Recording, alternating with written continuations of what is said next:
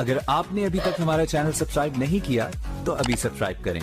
اور bell icon کو click کر کے ہماری لیٹسٹ ویڈیوز کے بارے میں اپڈیٹ جانیں۔ جن لوگوں پر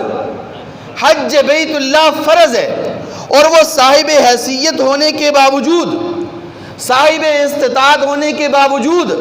حج بیت اللہ کی سعادت حاصل نہیں کرتے، جن لوگوں پر حج بیت اللہ فرض ہے اور وہ صاحب استطاعت ہیں اور صاحب استطاعت ہونے کے باوجود وہ حج بیت اللہ کی سعادت حاصل نہیں کرتے، تو ان کے لیے بہت بڑی وعید حدیث مبارکہ کے اندر بیان فرمائی گئی ہے۔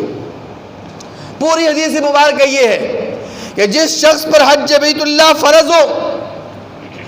اور کوئی شدید ضرورت اسے لاحق نہ ہو، کوئی ظالم بادشاہ مسلط نہ ہو جو اس کو حج بیت اللہ سے روک رہا ہو،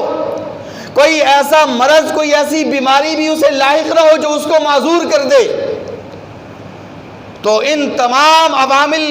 کے نہ ہونے کے باوجود اگر وہ شخص حج بیت اللہ کی سعادت حاصل نہ کرے، فماتا،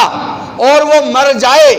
اسی حالت میں اس کی موت واقع ہو جائے، تو نبی کریم صلی اللہ علیہ وسلم نے لسان نبوت سے وعید بیان فرمائی ہے۔ آقا علیہ السلام فرماتے ہیں فَلْيَمُتْ إِنْ شَاءَ يَهُودِيًّا وَإِنْ شَاءَ نَصْرَانِيًّا۔ دارمی کی روایت ہے، مشکات شریف کے اندر یہ روایت موجود ہے، صفحہ نمبر 232 پر یہ روایت موجود ہے۔ نبی کریم صلی اللہ علیہ وسلم نے فرمایا کہ ایسا شخص صاحب استطاعت ہونے کے باوجود وہ حج بیت اللہ کی سعادت حاصل نہیں کرتا اور اس کی موت واقع ہو جاتی ہے، تو مجھے اس کی کوئی پرواہ نہیں، اور اسے اختیار ہے کہ وہ یہودی ہو کر مرتا ہے یا نصرانی ہو کر مرتا ہے۔